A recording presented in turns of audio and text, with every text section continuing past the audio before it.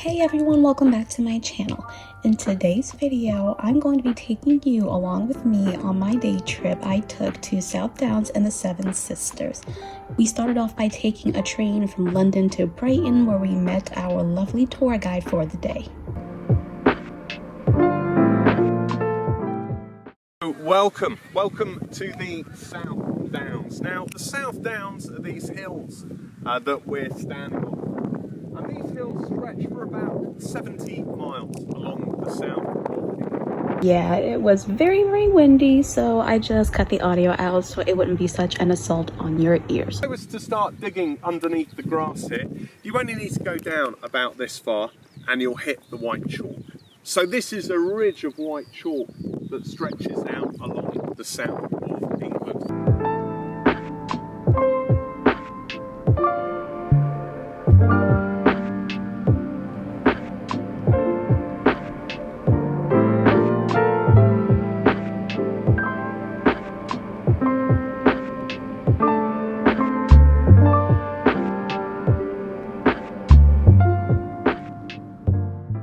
Dyke is basically the old English word for a ditch. So if you dig a ditch in the ground hundreds of years ago, it was known as a dyke.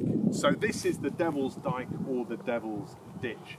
And the story goes that a long time ago, the devil came to Sussex, and the devil stood up here on the South Downs, and he looked over that lowland area, the Weald, on the other side, and he could see all the little villages, and he could see all the people building their churches, and this made the devil angry. So he came up with a plan. He noticed that on the other side of the downs here, we've got the sea, the ocean. And so the devil's plan was to dig this ditch or dyke through the downs, and then he was going to flood the Weald and all the villages with the seawater and destroy all the churches. And so one night the devil went to work and he started digging away. But there was an old lady who lived in a cottage up here on the downs, and she was woken by the noise of the devil's work. So she came down to investigate what was happening. She saw the devil and decided to confront the devil. So she asked him what he was doing. Now, the devil, being the devil, he wanted to show off. So he showed off, he explained his plan to the old lady.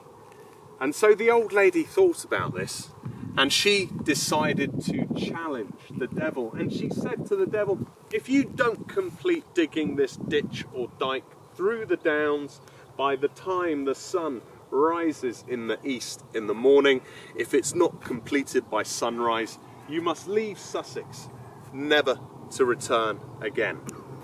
So the devil thought about this, and he thought, I'm the devil. I'll have this completed before the sun rises. So he accepted the challenge and went back to work. And the old lady, she returned back to her cottage up here on the downs, but she had a plan of her own. When she got back to the cottage, she gathered lots of firewood together. She built a large fire. She lit the fire, and once the flames were going, she went to look for her cockerel, her rooster, who was sleeping because it was still night time. She found the sleeping animal, she picked it up, she woke the rooster. On waking, the rooster crowed 3 times. And on hearing this, the devil looked up towards where the noise was coming from, and as he looked up, he could see the orange glow of the fire, but thinking it was the orange glow of the morning sun, he thought morning had arrived. He threw down his shovel in disgust, and he fled Sussex, never to be seen again. Had an absolutely lovely time seeing Devil's Dyke, learning about the legend, and just taking in the beautiful landscape that's down here. And that's our lovely tour bus for this little day trip through Sussex and all those lovely surrounding areas. Next we travel from Devil's Dyke all the way to this cute little farm called Meadow Farm. It is such a quaint little place, and you can tell that only the locals go there. There really aren't a whole lot of tourists there at all, which I really loved and appreciated.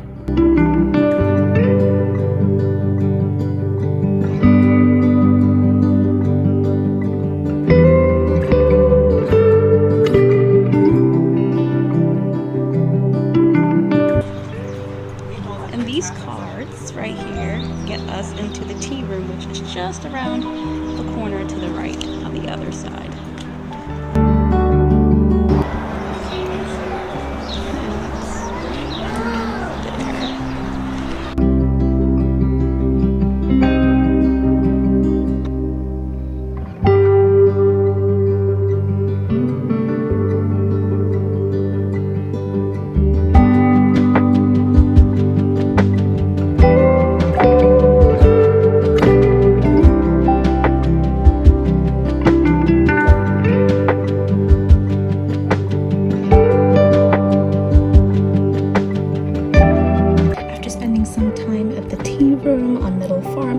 Took the lovely little back roads to this huge figure on the English hillside called the Long Man of Wilmington. It was such a cool and unique hidden gem to visit.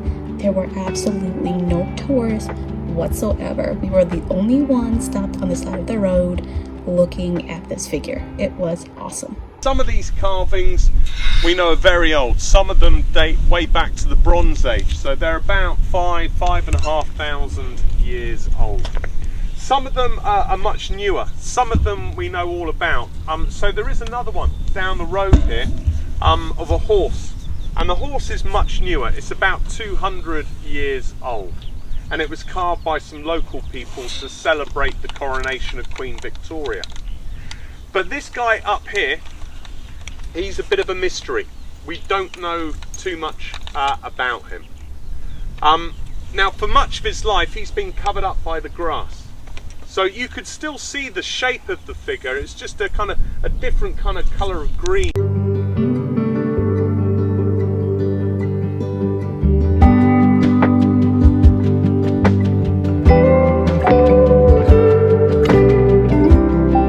You couldn't see the little horse carving on the side of the hill, I enlarged the video so you could see it.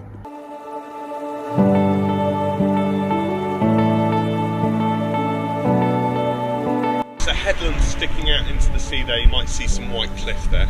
Well, in between those 2 points, that is the Seven Sisters. So you get people who come up here all the time to see the Seven Sisters, and they never really get to see them. Next stop on our tour was Beachy Head. This was a little over the halfway point, and we were really getting to the good stuff. We got the Beachy Head lighthouse down there. Beachy. Now, underneath our feet here, you see all these stones. This is the flint.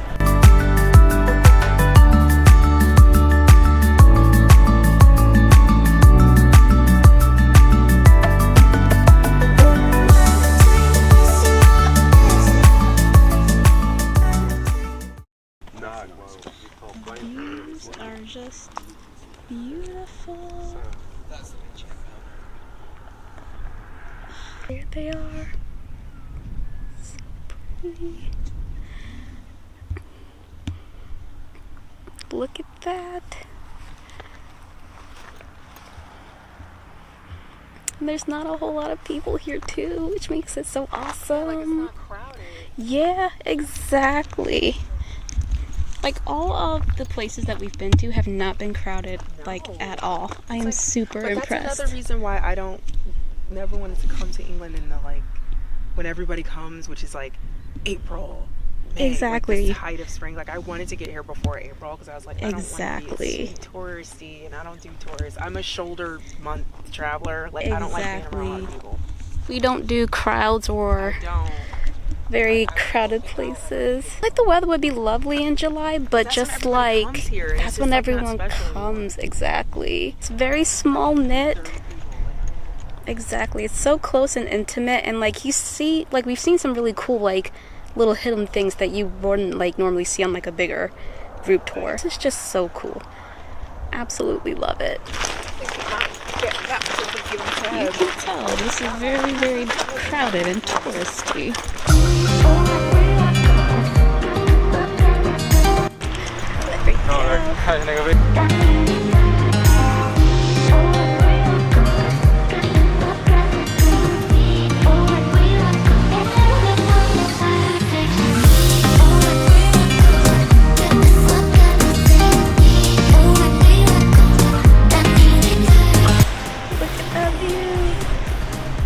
So stunning, but very crowded.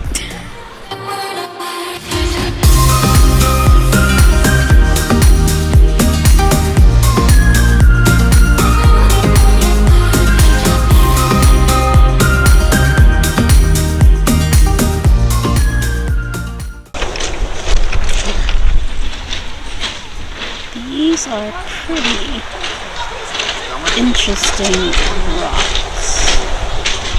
They're very big too. I don't expect them to be that big on the beach.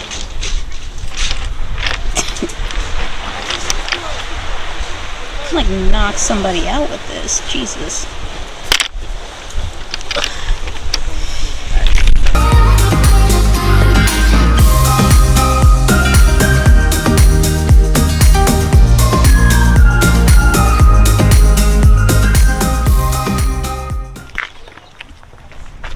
So one of the things about this time of year is you get the spring lambs.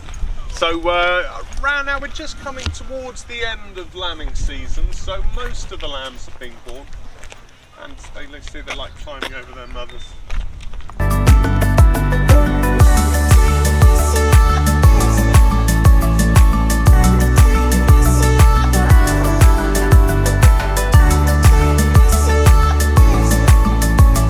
The Greek Titan Atlas, who holds up the world, and Atlas had 7 daughters, the 7 sisters, and so sometimes in nature, if you have 7 things together, they're referred to as the 7 sisters.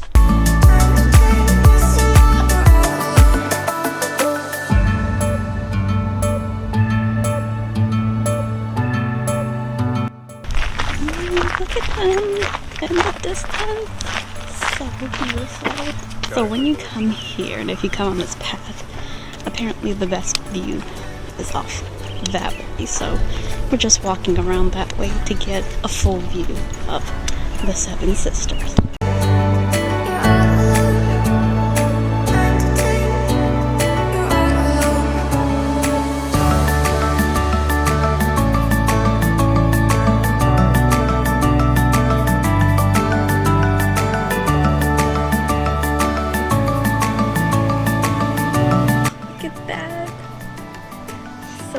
Peaceful.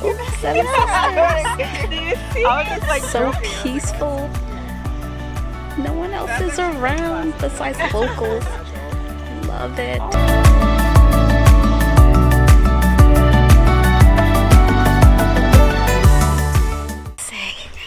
I absolutely loved this tour guide, this tour company, and just how small and intimate our group was, because it wasn't like a big group like 15, people or less is usually that's the actual limit number. But today there were only 7 of us, which was really, really small, the smallest group I've had thus far. But that's okay, I enjoyed it. Talked to everyone at some point. Met 2 lovely ladies, one from New Jersey, the other one from Paris, and we just enjoyed our day together, So just because you were traveling solo doesn't necessarily mean that you're always alone.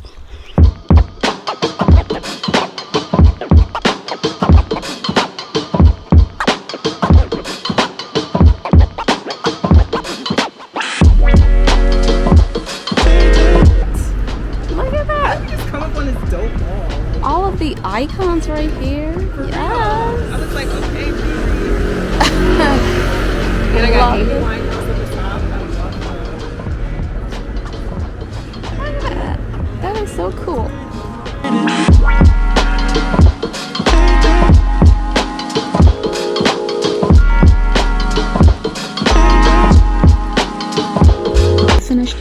today by returning to Brighton so we could either return back to London or stick around a little bit to explore. Me and my new friends, we decided to stick around a little bit to get some dinner before heading back to London.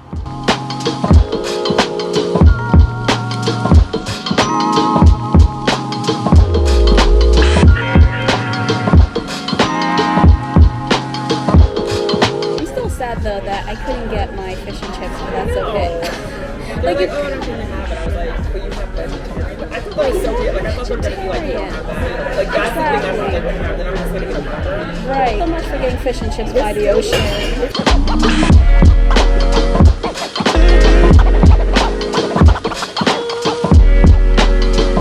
I'm going to end the vlog here. I really hope you guys enjoyed it, and tomorrow I'll just be exploring London on my own. No more day trips, at least for now. So I will see you guys in the next vlog. Bye!